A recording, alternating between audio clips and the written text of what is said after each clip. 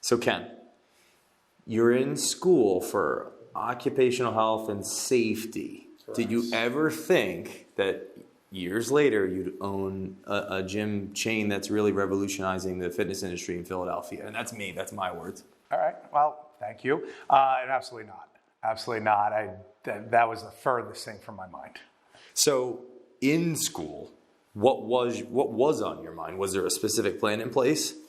The good thing about it, even though it's hard for people to kind of wrap their head around occupational safety and hygiene management, it's called OSHM. People thought I was going to be in the ocean and dealing with stuff they do with seals, sea and all the sea life. But no, actually, it's safety and hygiene and health in the workplace. So basically, OSHA, EPA, but I worked on the company side. So I mean, there was a lot of different paths, and it was a great field to come out of because it was like a 98% job placement rate. Really? And when you come out of college, and because it was such a specialized field and it was so in need, it was great. So I was looking at being working for a company and being their safety director, or working in insurance as a risk manager to help to mitigate risk. So there was a lot of different ways I could go, but let me tell you, it was amazing. I got right out of school, got a job, and advanced through several different companies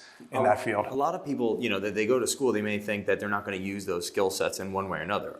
Is what you learned through that process such things that you've been able to use today with your business? It's funny. I would say, listen, every business, every job that you do carries a lot of different, areas of specialty. And I would say what I learned there, no, not really. I mean, it was such a specialized field, and that's why the job placement was so good because, it wasn't like I was going in and taking classes that were just generalist classes that, hey, it helps you to think math and science and different things like that, which you had to take, but all the ones in like a business class. Business, but what are they really, they're giving you some basics for business, but there's a lot of specifics in each business that you just can't get ready for. This field was so specialized where you have to know the Code of Federal Regulations, and you have to know the EPA regulations, and you come in pretty much, and no one else really knew it. So you came in as an authority right out of school, and if you worked for a company, you were put right up at top because you had OSHA come in and give you a $500,000 fine. It's a big deal. Yeah. So you go out there and you're really a specialist. You go out there and you help make places safer and prevent injuries, and it was awesome. And I did it for 8 years. I loved it. Took jobs as they came to me, and just so there was a purpose behind you investing all that time and learning something.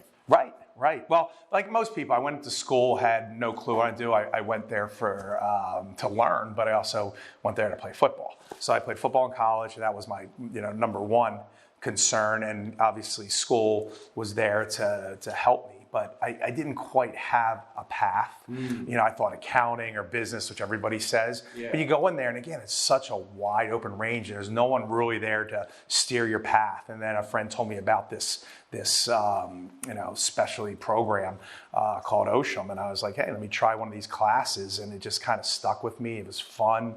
It was interesting. You get to see a lot of different places if you wanted to, and not work just at one field. You traveled quite a bit. I did. I started at first in working as a safety director for a company out of Lidditz, Pennsylvania called Woodstream as their safety director. But during the day, I'm throughout their warehouse, machine shops, and I'm doing a ton of different things, dealing with everybody, training them, helping them, personal, protective equipment, etc. And then I moved on to the insurance field, which became more of a consulting role. And I would travel the country, and I would see almost every type of industry out there, from a chemical plant to a car dealership to a machining plant to whatever. It just varied, to a nursing home. Dealing with a lot of different industries, a lot of different people, has that prepared you or enabled you to be a better leader? You think, fast forward today with your organization, because culture is important to you, people are important to you. I see that in the gym, you being a member. Right. And that's what I'll tell you is like the X's and O's you learned out of the occupational safety management program. Obviously there's some safety things in the gyms and things that can be, but it's such a small part compared to being a CEO of a company. But I will tell you, the relationships and how you talk to people. I did a lot of training. with people. So I had to sit in front of, different shifts, between mechanics to, to people who were in maintenance to office people. So you got to meet a variety of people all across the country, and to keep them entertained while you're training them, while they're mandatory, they have to come and listen to you train them. Like you had to train them. I had to train them. So I would train them on, different codes and regulations that they had in their workplace. Listen, they got their hand cut off. They could have a, chemical spill on them, had people crushed. You're really saving people's lives through it. But like I said, the biggest thing was the interaction with people. And for some, I knew right away, I enjoyed talking to every type of people. I wanted to know what they were about, what their role was in the company. And people felt that. So coming in, not everybody as a safety person is always welcome, because it kind of screws up their job. You're trying to make them safe. It might slow their job down, make them wear something uncomfortable, et cetera, et cetera. I got along with them very well, because before I went, I just implemented things. I got to know them and some of their needs and wants. Did someone teach you that, or was it an intuition, or was it a mentor, books? I think it's probably a lot of things through my life. I think that comes inherently through maybe in your upbringing, but more importantly, always have an inquisitive side to me. I think part of our training through school was to obviously interact with people, because we're so forward facing, so you have to talk to employees. Like in college? You were in college, yeah. So we had to do, classes on, speeches and training, which I was definitely afraid of. I mean, I hated speeches. Anybody has to do a book report and get in front of the class is terrifying. And this is a big part of what I had to learn, and it was such a great thing to overcome that fear. It's hugely important to me, because that's all I ended up doing in my career was either, I've trained in front of 3,000 people to 5 people, from, people who just worked on the floor to a bunch of CEOs, and you just had to kind of learn how to talk to different type of people. And now, you still get nervous, but I went from being like completely I couldn't do it to being really good at it. So I think that was very helpful, because communications. Would you consider yourself, or at the time, shy in high school? Yeah, I would say so. What position did you play in football? Wide receiver. So you got to catch the ball. Right. Was that difficult? And not catching the ball, but like was it in a sense being potentially shy? All eyes are on you. I could never do that. I think I tried to punt. Right. My grades weren't even, but I was like, I'll kick it. What's funny about sports, though, and you probably see it in pro sports as well, is, there's some people on the field that are terrors, and they're just amazing, and you think, wow, you get them off the field. I love to play golf with that person, and they're really shy. How about the 350-pound lineman they said is a gentle giant? He's barely tall. I knew some. They'd be on there and they'd rip your head off, and very boisterous on the football field. But then you get them off the field and they would barely say 2 words, and they were so quiet and timid. So I don't know. I think there's different personas that you can become as a person, and I think also when you're trained to do something and you go out in that field and you're comfortable, that side of you comes out, and that's where training comes into play and repeating things. They go out there, you feel comfortable. So there was no nervous. You're in front of all those people, but you have a job to do. You're trained to do it, and there wasn't any kind of fear in that. Now, I've seen people then go out in the regular life and they can't master that, because no one's training them how to get through the day-to-day things they have to, how to speak, how to talk to different types of people, how to do their job. So, we had coaches that over and over and over made us do the simplest things: catch, so that it became second nature. So repetition, accountability in football, in that training, all the way, if we look forward to today, owning gyms, that training aspect and seeing the value in that, is that almost reminiscence or inspiring or motivation for you today? Well, I think it's been a huge factor in how I've grown as a person. I can look back and say, if I didn't do sports, I wouldn't be the same person I was today. And I agree. Just the team process, which we have here at City Fitness, comes from having a sports background where you're only as good as the team. There's not a lot of eyes in it. You could do as great as you wanted, but the team didn't win, and that didn't feel so good. So I think A lot of that. So you're talking about schooling. I think obviously sports played a huge role in who I am. And again, that repetition and training I try to bring as a leader with this organization. And I think it's played huge dividends to how I became a leader and then how successful City Fitness is based off of being in sports. See a lot of group when it comes to group, and that type of culture. So was that, I'm curious, because when you got into the fitness industry, you're involved in commercial real estate, correct? Correct. And now you're in the city, you're working in the city, and there's a problem in your head. There may not be a place that you'd actually want to work out.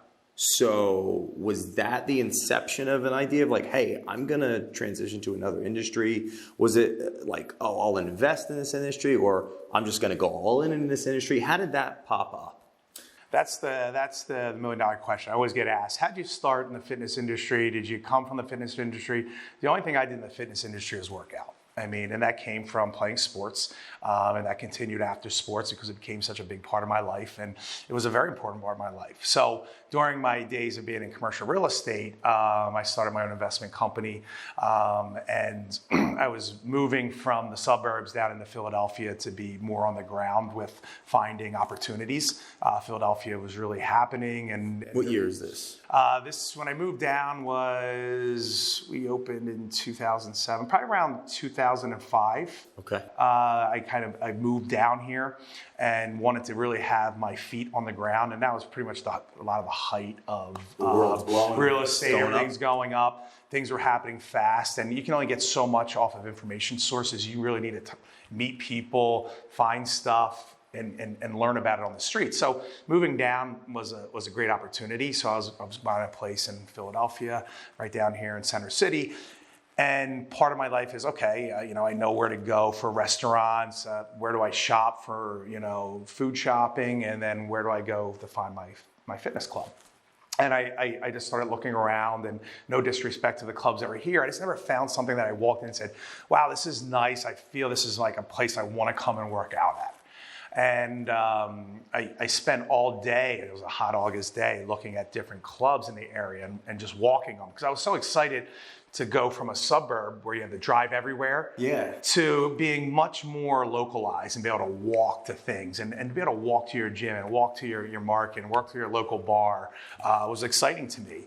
And I went to one that was in walking distance and was unimpressed, and wasn't really clean and wasn't up to date, and didn't feel any kind of way about it. Like an experience. Experience, yeah. And you should feel at least comfortable, right? And then I went to a few other ones, and all of them had some nice aspects, but nothing really caught my eye. And I remember calling a broker who actually would do my deals and say to them, hey, instead of, buying more real estate, I should open up a gym, because I just really haven't found one. I was really frustrated. So that kind of really is what spawned it. I mean, nothing more than that, just build out a frustration. And for once, I said, you know what? I've always had ideas, but you don't always, move forward and capitalize on them, or at least try. I said, you know what? There really is a need. And so, I ended up talking to some people and who were in the industry and finding out more about it, and said, you know what? There's a need here. I'm going to just go for it. And it wasn't meant to be, 6 gyms or 100 gyms or whatever. It's really going to be one gym as a side project for the area. I was still going to do real estate and see what happens. Because at the time you had a long history in training and development when it comes to health and safety, and now you're in the commercial real estate business. Correct. And focusing. How long were you in the commercial real estate business? About 5 years. 5 years. So you're tenured in the business. Most people aren't in the business within a year and a half. Right. They've already got on to something else. So you're already involved in that enough to live in the city. Sure. Then you think, there's a problem here. Right. I can't walk to a gym that I'd use. Right. Right. So, again, I was looking for something because, again, going to a gym, it was my time to focus on me, right? Wow. The physical sides, yes, to look better, to feel better, to move better, all played a huge role. But there was a social side to it, like-minded people who go to gyms, and, I was going to be new to an area, and you strike up friendships, you talk to people.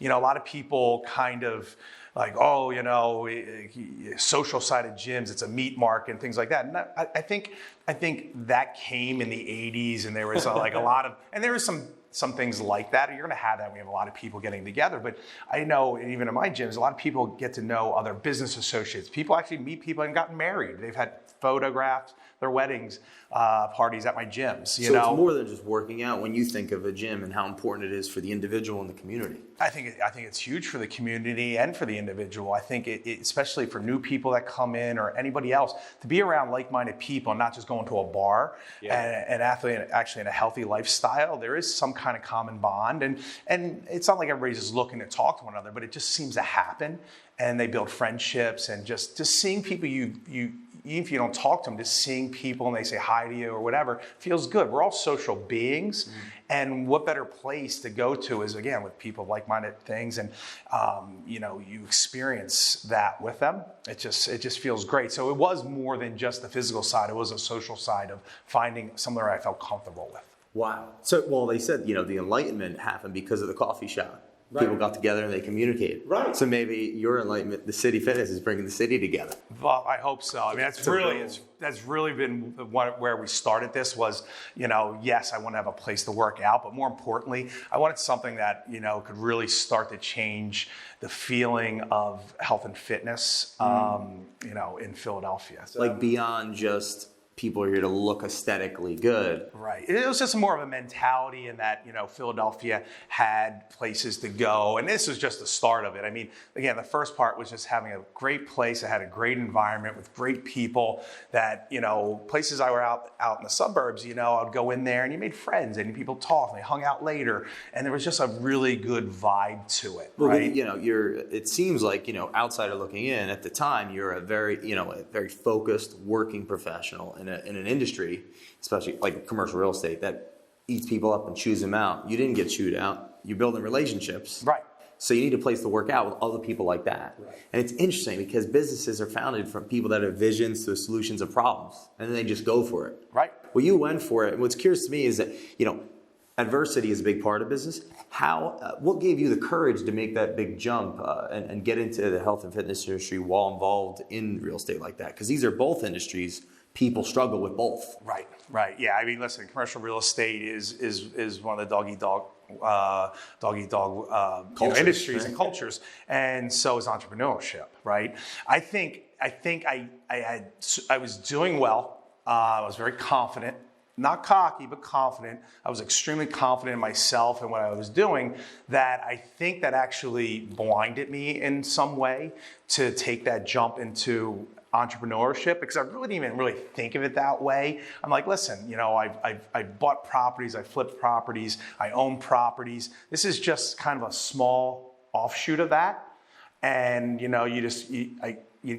finding locations is part of commercial real estate, so I could do that. I could do the lease. I could do certain things, and it would then I would get someone to run it, and it just happened, and I couldn't have been more than wrong. I mean, it was so wrong. So my confidence led me into doing it because I was super confident, but I think it blinded me that I really did not know what I was getting into, which caused a major problem later. Was that a blessing in disguise? In hindsight? In long hindsight, yes. In short hindsight, it took me a long time to feel that it was worth it, because it was so brutal. I mean, it wiped me out. I mean, I lost everything starting it, thinking, hey, this is just going to be a side project. It's something that actually can wipe out all your life's earnings and everything where you'd be on the street is mind-blowing to me. Like, you build this equity and wealth, and you think you have certain things, and by going and doing one thing, and it could all be gone when something goes wrong, eye-opening is not even, it's an understatement. So from my understanding, you were, like you said, successful in commercial real estate, opened up this investment, and then invested your money into it, and your equity into it, and your credit into it, and it wasn't working out. Yeah, it was all me. I mean, I thought of it as, hey, I'm going to take some of my equity and some of the stuff that I've earned over 32 years. And, I started working when I was 18 and started saving and 401ks and everything. And I thought, hey, I'll put some money into this thing, get it running, build it. They will come and it will start to make money, and we'll see what happens to it. I mean, I didn't have huge expectations, but I also didn't expect it to basically cut my legs out from under me and ruin my whole life at that time. What's powerful to me is that people weren't going behind your idea because there were such good real estate opportunities that they could invest in. You had to go out and actually sell memberships before there was anything. And it reminds me of like Steve Jobs. Like he sold the Next box. I think it's called Next. There was the black box. It wasn't a real thing. He sold the idea of it. Right. And then he went to Apple again later. So there's credit there. It's like you were able to show the value in something before it existed, the pre-membership. Well, that's the thing is, which is so funny is there's so many different layers of opening this business and timing's everything. Yeah. And that all played out like over a certain period of time. It was all super, a lot of negativity and a lot of bad things happened at that time. And we can get into that. But I mean, at first it was, okay, I found the space, I'm going to do this.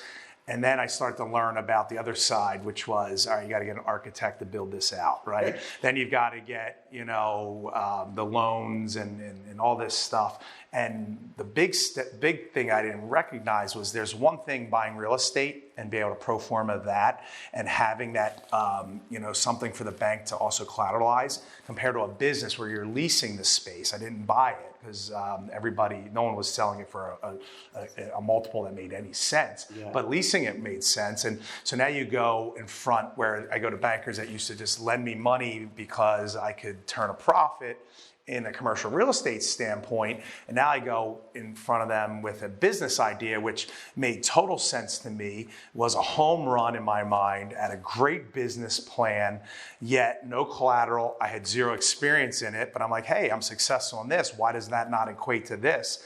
And the bankers just laughed at me. And they're just like, Ken, if you were Walt Disney and brought a gym to us, we wouldn't lend you any money.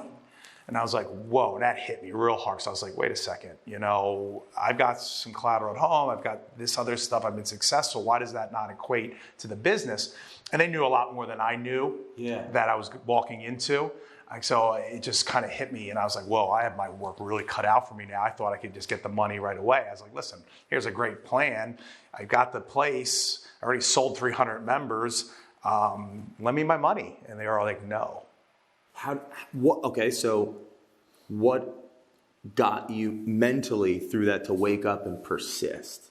Most people quit. I think it's 95% of businesses fail in the first 5 years, and that keeps going down from there. Well, I would say, my being naive about getting lending for this, pretty much, I was doing things kind of a little backwards. Especially not having a background in the gym business, not knowing that the gym business was not a very lendable product at that time, that I invested a lot of my money. Because a lot of this stuff was already way down the road before I got told no by a bank, because I didn't think that was going to even be a problem. I'm like, listen, I invested $400,000 into this thing. I've got this great lease in a growing area, this business plan, how I'm going to monetize it, and everything like that. So all of a sudden, I need the real money to come in because, with the architect, they came in and doubled what I told them my budget was. So now I'm paying. Take you back, as at that time was the peak of the real estate boom. I didn't get 3 months rent. I was paying $20,000 a month right away on something that needed to be built out in 4 months, and I budgeted $80,000 for it. And now we're 4 months past, and I haven't been able to get my architect to give me a number that even made sense. Wow. So that's blown out of the budget. And now I'm like, okay, this guy I can't use, get rid of him. Now I got to bring on somebody else. And you're right down the road. So I couldn't even go get my lending because I couldn't get a construction number that made sense. So I'm doing that. I'm fronting this money to keep it moving along. Your skin in the game. All my skin in the game. So by the time they said no, it really, knowing where it went further, I didn't know that. If I would have gotten out, I would have lost some pretty good money, but I wouldn't have lost as much. But I did have an opportunity to look at the path and say, hey, get out of this, go back down this road, just take this as a really big learning experience. which wouldn't have tasted very well. It would have been a very bitter pill to swallow. But I had employees. I had an idea that I spent a lot of time and I still believed in. I couldn't shake that. It's a belief. Yeah, it was a firm belief that this really could work, and this is something that people would want. Just besides the healthy side, again, the social side, I wanted to kind of encapsulate in here. I believed it could really take off, so I stuck with it. And you didn't give up. I didn't. I could have, but like I said, I was down the road where that didn't look good, and going forward didn't look good. And I was kind of like, what do I do? And I said, you know what? I really believe in this thing. I'm going to keep going forward. All right.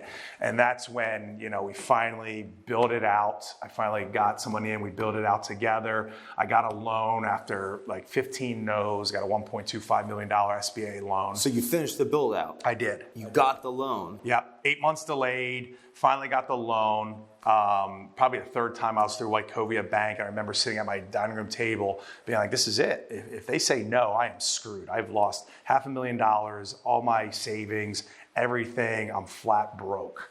And they called me and I just shaking. I'm like, yeah. And they're like, listen, we've got good news and bad news. I go, well, what's the bad news? He goes, we still don't like gyms. Okay. So what could be the good news at this point? They're like, we're going to invest in you. And I was like, holy crap.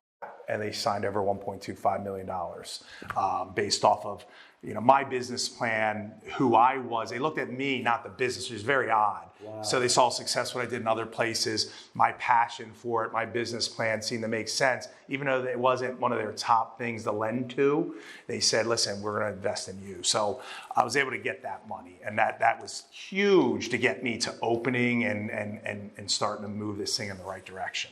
Well, I would say over the 300 employees that you have today, all the families that are fed, all of the rents that are paid, all the community, infrastructure that's built with a business that's being successful, that was the best decision that they could have ever made. Well, you know what? And I it's funny. I don't remember. It's been 15 years ago, and I'm sure they've moved on, or different banks. The banks aren't even named the same anymore that I've dealt with. But I hope that someone who said yes to it looks at the story of City Fitness and feels very proud about it. I mean, I am very thankful for their belief in me. Listen, things still went sour after that, but I think at the end of the day, if you fast forward to where we're at now, I think that they can go back and say, I made that decision, and that person, it feels good because, again, City Fitness is grown to be not just me and my VP staff, and now we have 300 other employees and their families that depend on City Fitness and come to work and enjoy City Fitness. But then we also have close to 16,500 members that their daily lives, most of them, not everybody always does. I work out. There you go. So, but their lives, really revolve around, the physical side and the healthy side, but also the social side. I mean, there's a lot of lives being impacted by that decision and the path that I ended up taking down here. And that was always the goal. It got very dark and it got very lost, that goal, in a lot of areas when everything seems lost. But to be able to come out of that depth and somehow get to the goal again and it be polished off and make it happen and see how it affects other people's lives is the best payment. I mean, that's huge. Seeing the members happy, seeing the staff happy, seeing how many members and how many staff we have is just, that makes now hindsight worth it. Well, we were talking a little before. I was in a car accident that was traumatic for me. My arm was paralyzed, and if I didn't, I hired a trainer, one of the trainers at your gym, right, at your first location. And every week we did legs and just going, and at the time I couldn't use it actually. It was really banged up. That alone, I just think, what's powerful for me is hearing your story actually face to face of the adversity that you faced and overcoming it and, wanting to give up like I wanted to give up. Right, how you got through it because of belief, and it's then now you have this business that stayed intact. Beyond stayed intact, it actually grew so much that then one of your employees who believes in the business was able to believe in me as a paying client for that service when I was in such a dark place. And I think that's what's so great about this business. Like a metaphor for life or something. It really is.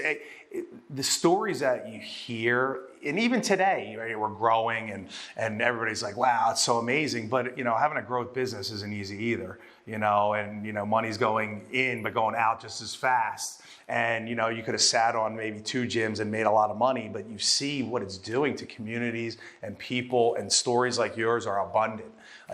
People who have lost weight, people who've, I remember an older lady who she had osteoporosis, and her bone density grew, and the doctor's like, "What the heck have you been doing? Like, your bone density is great, and it's from working out." And people don't know that by working out that can increase your bone density. And to people that just have from depression, it's helped to whatever in their life. The stories are countless. So it's such a great business to be in because it's a people business, which again, it goes back to in the beginning where, I learned to really interact with people and to listen to people and enjoy people and want to see them succeed. To be able to have a business that really helps to do that in multiple facets is phenomenal. We were talking about earlier a book that you were reading, Good to Great. Yes. And Productive Paranoia. Can you explain that a little bit? Something you've been coining in sense. It seems like I've been reading some articles about it. Yeah,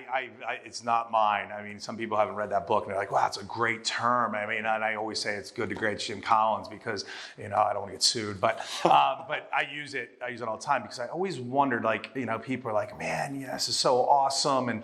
And you're doing so great, but there's always especially when you start from scratch. You build something from scratch, you lose everything, you build it and you lose it. There's always an underlying feeling, at least for me, and I can't speak for anybody else, is that no matter how big we get or how much we have grown, and yes, we are growing, but I always feel that it could be gone tomorrow because it was gone. And I don't feel, if you don't keep giving the public, your staff, what they want and what they need to keep growing, keeping it fresh, you will be gone. Because I've seen other gyms come and go, I have grown. And I can be them if I don't always stay on top of the curve. I don't stay on top of getting great staff and treating them well and building a great culture and then having my members also come in. Because listen, they've got other places to go too. They got other things in their lives, which is a big competitor of gyms, right? And then there's other gyms and other studios and other things that are in people's lives that we don't just compete against other gyms or other studios. We compete against the couch. We compete against other things in people's lives like their kids and stuff. So our competition is huge. So, if we're not fresh and creating an environment that makes people want to come in, we're going to be gone. So I said that productive paranoia is great is yes, while I have that paranoia that we could be gone tomorrow, it doesn't stop me. I don't sit at home drinking a glass of whiskey in the dark, flicking a cigarette lighter, because that's what could happen. And that's how stressful it can get, especially when you have a lot of people depending on you. And then also, a business that you've built that, you feel that you go away, but it just makes me work harder. So that's the productive side of it is that I think it can be gone tomorrow, but it can keep going forever if you keep working hard at it. So you could look at it in a way where it could paralyze you, but you look at it in a way to empower you, right? To keep going, to revitalize yourself. Yeah, listen, paranoia paralyzes a lot of people, right? But it's harnessing that paranoia, making it productive. Like I said, and there was times in my career, paralysis by analysis. It's the same thing. Is you analyze so many things, and you're looking at these numbers like they're going to change.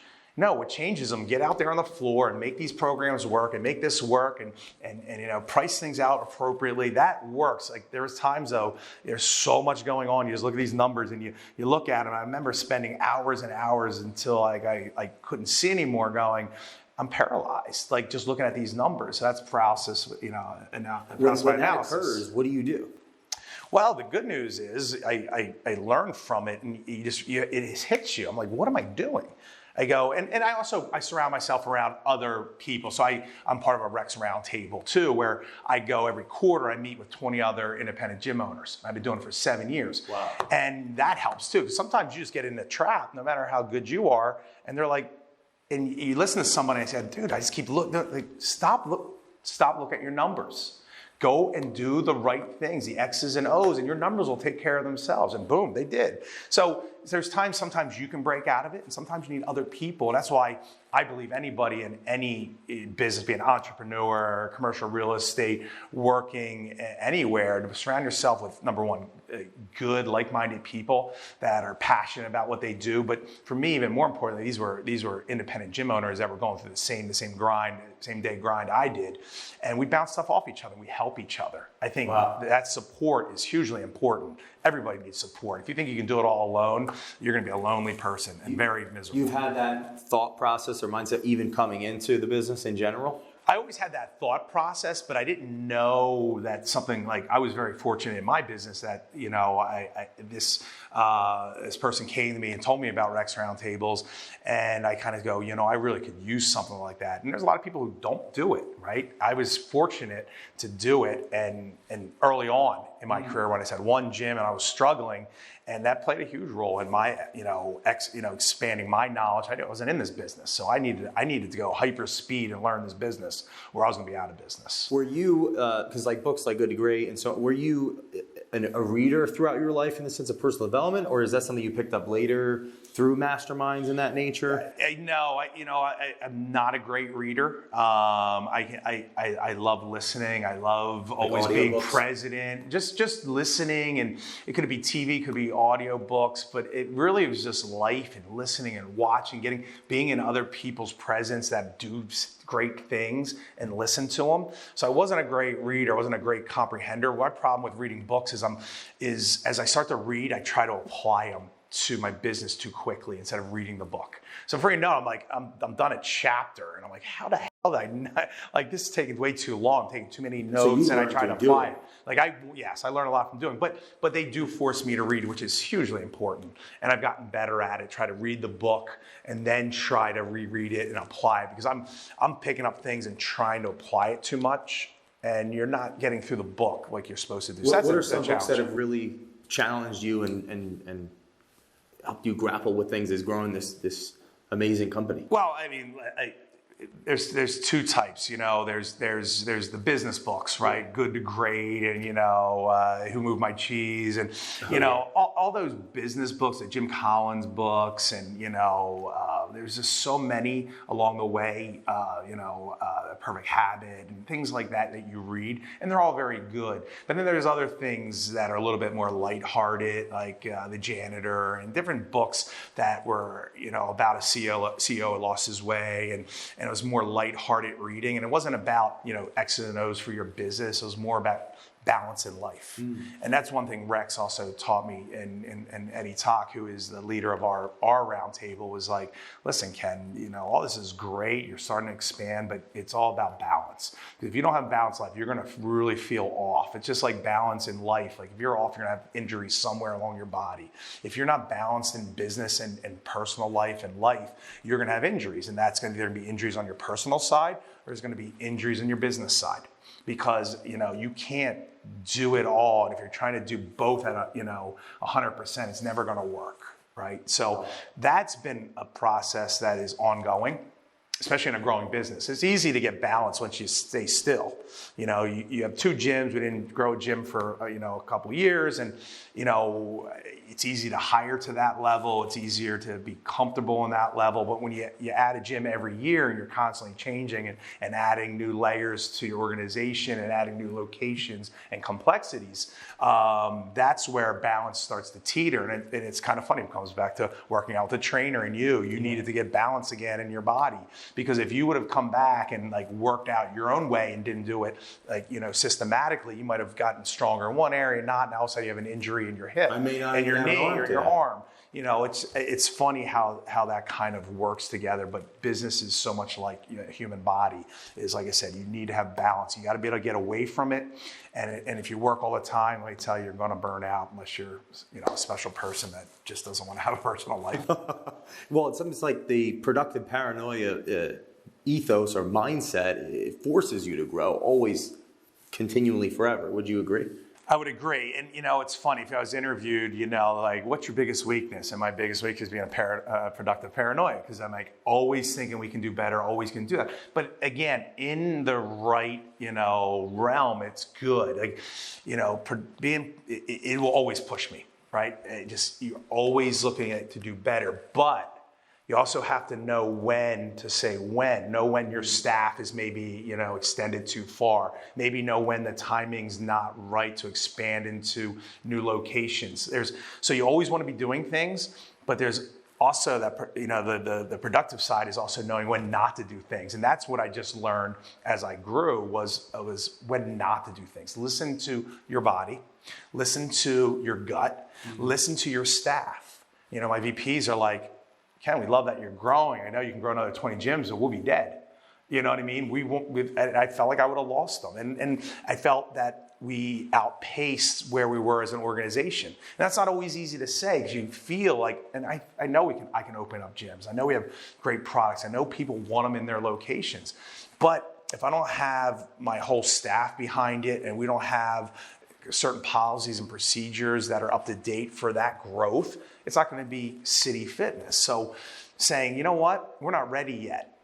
And for someone who wants to grow and always be pressing it, at first you feel like a failure, but it's not a failure. Actually, the opposite. You're listening to your ecosystem, which is your company, and being responsible with growth. No one, I would say no one, but I've never heard of anybody who grew responsibly that got hurt. It's people who usually outpace. You can grow too slow and you can grow too fast. All right. There was times where people are like, I don't think you should grow, and it was a perfect time to grow, and I'm glad I didn't listen to them.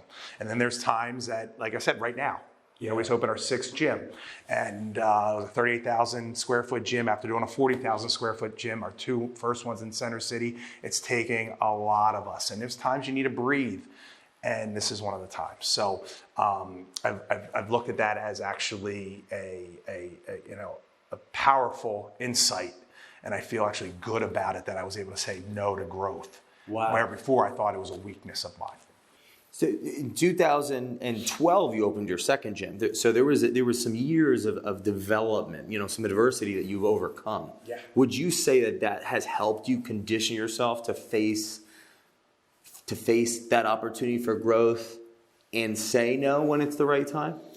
It's a great question, because we opened our first one. That was a 5-year delay, and then over the next, I think it's been like the last 5 years, we opened up 5 gyms. Right. And I think,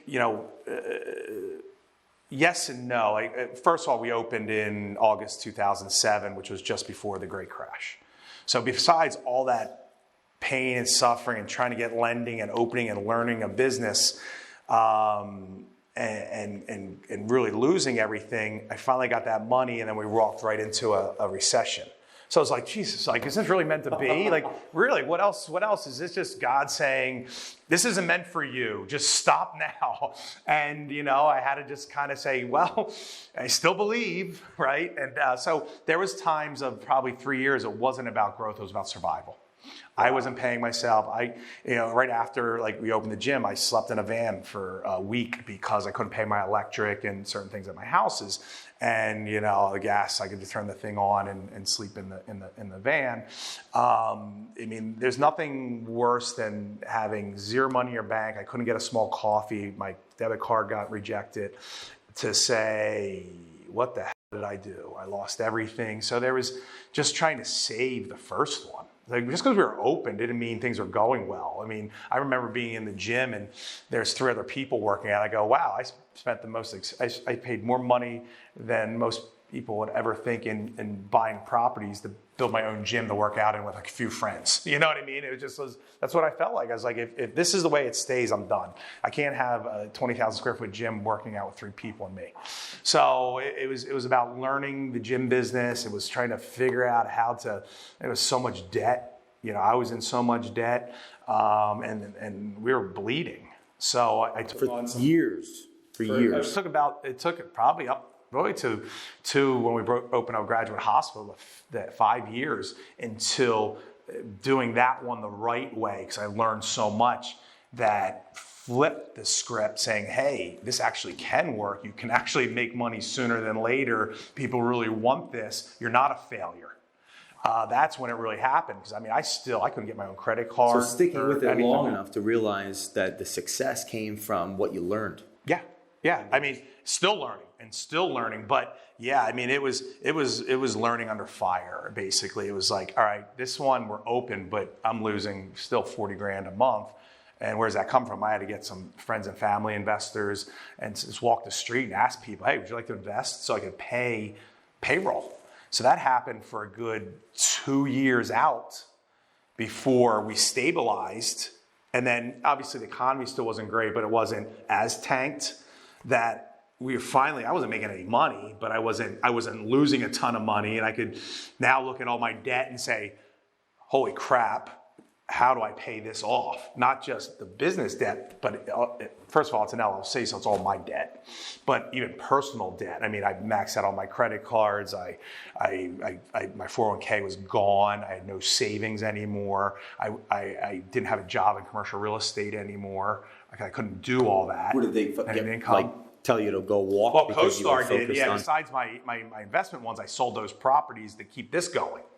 So I was able, and I took a bath because I was selling out of need instead of out of want, but it gave me enough to keep this going. So those properties were gone, except for the ones that weren't doing well that I couldn't sell. So I was getting sucked from that. And then the company I worked for that was an informational provider for commercial real estate, they got me started in all this, basically said, we found out you own another business. Even though I was still one of the top 3 salespeople in the region, they fired me because they thought the conflict of interest wasn't a conflict of businesses, it was a conflict of monopolizing my time. Even though nothing showed that on my production. Was that a blessing in disguise? It was because while I was working that, it was helping me. It was only putting a finger in a couple of the holes, because until I got into this business and learned it all and made it work and not depend on other people and focused on it, I would have lost it, because I would have been focused. You're not focused on both. I need to work a full-time job and keep this afloat. You can't do it. You couldn't do it, especially in an economy like that. So I had to change my business model, change a few things that really helped us, stem the tide of debt. And then once I could breathe, I had to then look at all my debt and how do I make a plan to pay that off, because this company will go nowhere without it, and to keep it growing. But then to a point where I could pay myself for it, right? And make sure that I can make a living. And all that was just a process over those 5 years. So by the time we got to the next one, I learned a ton and found a great location, which I was good at, found a great landlord. His name is David Grasso, who believed. Oh, David, I know. Yes, great guy, my 21st and South. We had long negotiations, and they fell apart many times. We both got along with each other very well, but we had a common goal, but obviously he's a businessman and I needed certain things, and I respected him and he respected me. We got this great deal done that was beneficial for me and beneficial for him. But more importantly, David, I think, probably took a little bit more of a loss to know that having a fitness club in the graduate hospital area was going to be good for the area. He's a big fitness person. Yeah, he is. And that's sometimes what I need to find. We're not always, a Class A tenant. Now we're looked at a lot different. Yeah. Gyms are. They weren't looked at as, they were looked at as like, oh God, what are we going to do? Like, if we can't get anybody else, let's get a gym, right? And we can't always pay the top rent that other, people could pay. So you need to find an owner that sees the bigger value An owner that sees the value in you. And me and the business, but also what it does for the area. Like, we've been very fortunate, and part of what I've been able to do is get into neighborhoods just before they really blossom. And I really believe we play a big part in that because, again, people come and have a fitness club like I was looking for way back when is a big part of their life and helps build a community. I have residential people, real estate people come to me and say, thank you. You've now just helped our lives tremendously. People want to move here now. It raises the price of housings, because it builds a community. It's a real anchor. Health conscious culture for working professionals, in a sense. Would you say that type of facility coming in brings up a whole community? It absolutely does. I mean, Northern Liberties, we were in there in 2007 and it's just boomed since then. I'm not saying it's all because of us. There's so many other reasons, but it's definitely an anchor for a neighborhood. I've seen it in Graduate Hospital has been great. Fishtown has been great. We've been over in South Philly. Now we're in Logan, which, it's still before the curve there because it's very corporate.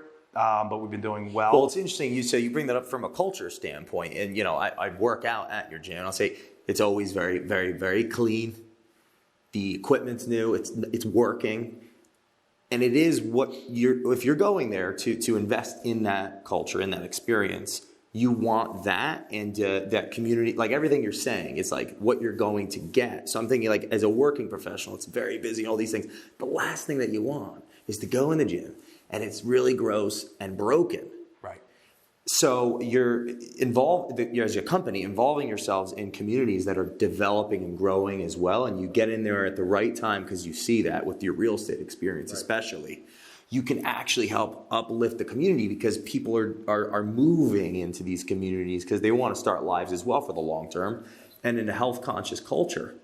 Right. That's a big part of your life. It's where you're going to go work out every day. Absolutely. I don't want to go to a gym that's like completely, And what's so great when you're in there and a area is growing, they're looking for new people. It's really a microcosm of what I was looking for back then. And they always say, don't do stuff based around your experience, or you might alienate a lot of other people. But the way I look at it is my experience is like almost everybody else moving into a city.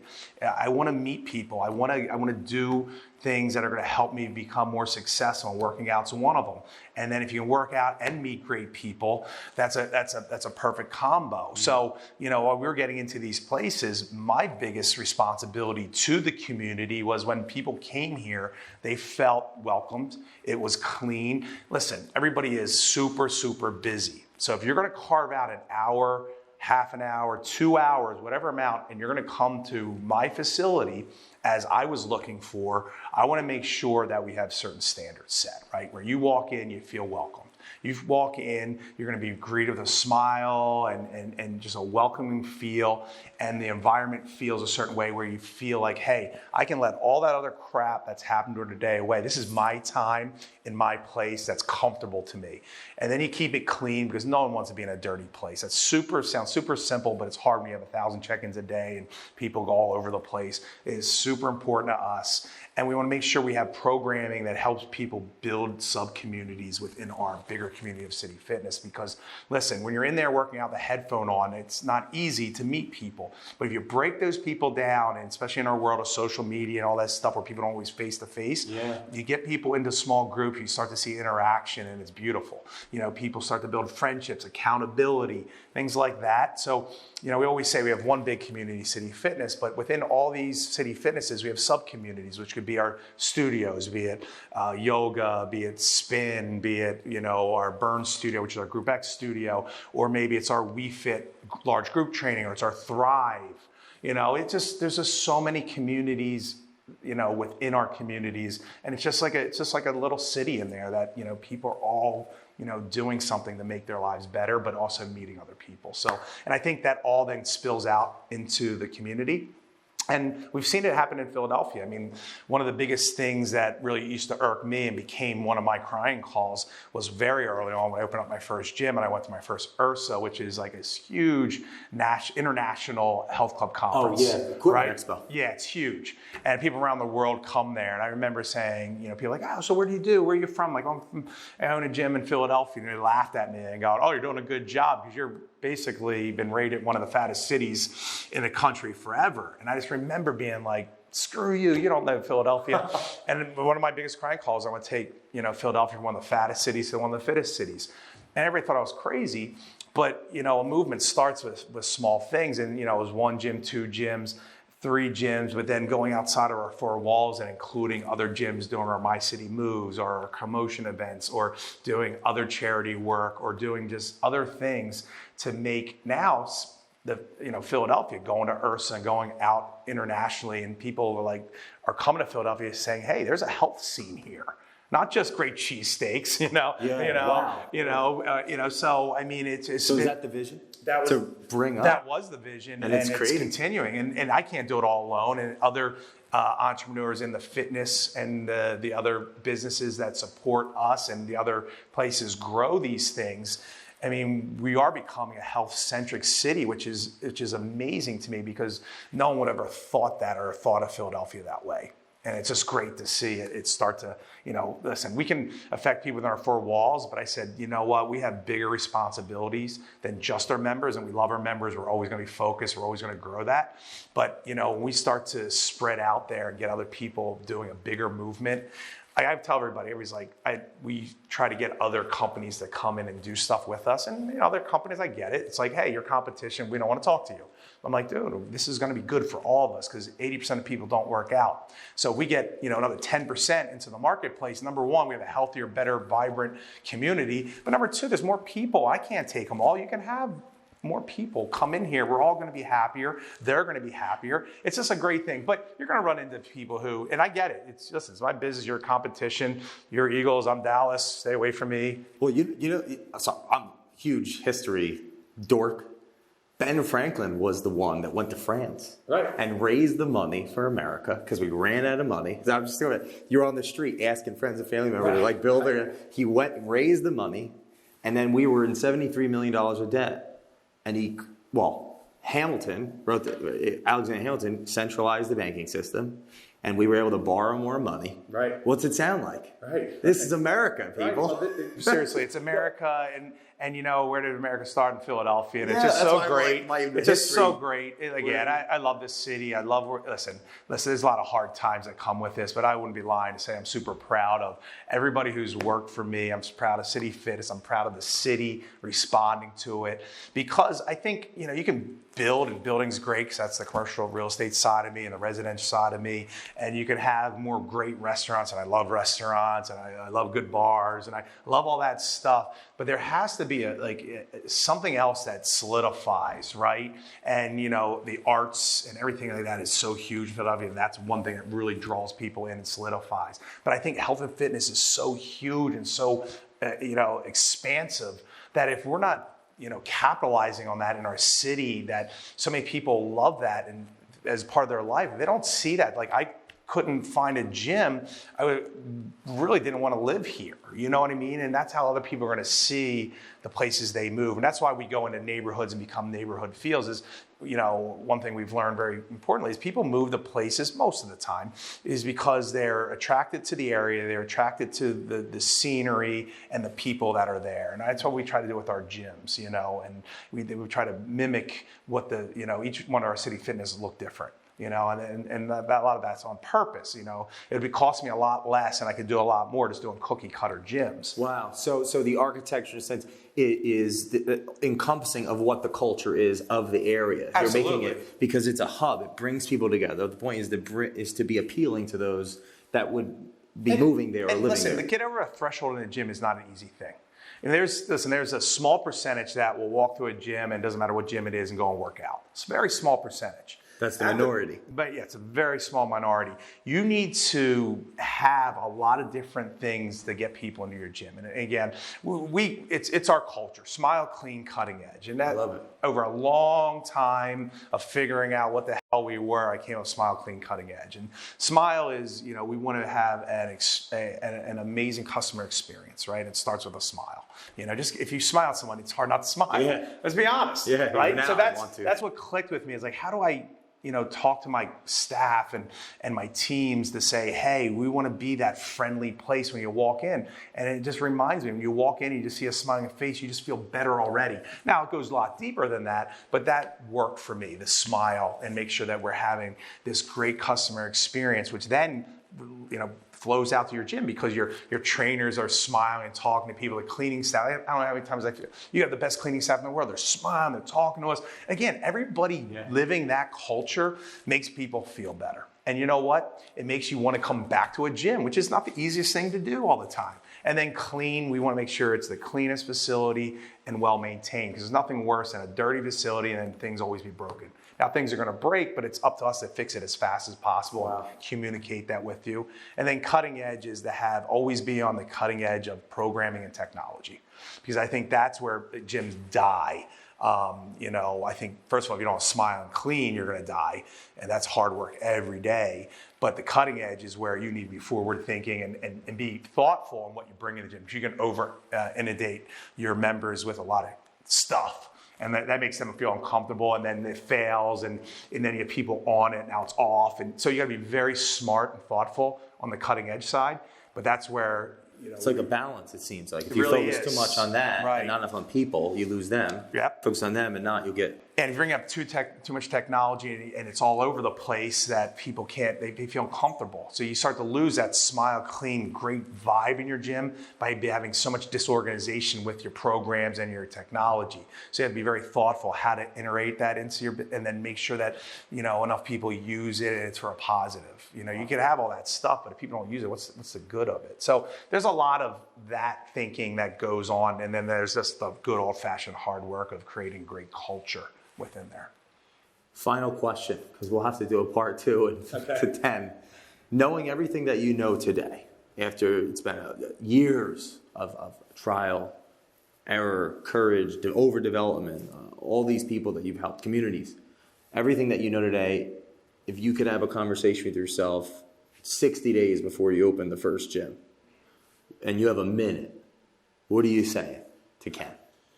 God, over the years that would have changed, right? And at this point, I would have said what I thought, but I would have really given it some backing. And what I thought was, this is a great idea. This is something that can change communities, change people's lives. Stick to your game plan. Stay strong with it. Don't waver. But also remember to get great people around you as soon as possible, because without that, you're not going to get to where you want to be, because you can only go so far by yourself. I needed other like-minded people. Earlier on, if I had more like-minded people around me and build a staff, not that I didn't have great staff, I didn't know what I didn't know, so I didn't build it properly. I would have built a staff around me to help insulate me from taking all the arrows, and also that we would have grown a lot faster, probably a lot more efficiently. If I would have said, hey, you know what, stick to your plan. It's not going to be easy, but make sure you get great people around you with the passion that you have. And together as a team, it's much more, you can absorb it much better than just one person, because there was times I wasn't going to be able to get any further. Ken, you're the man. Hey, thank you very much. I appreciate it. Yeah, your culture matters. Oh, thanks.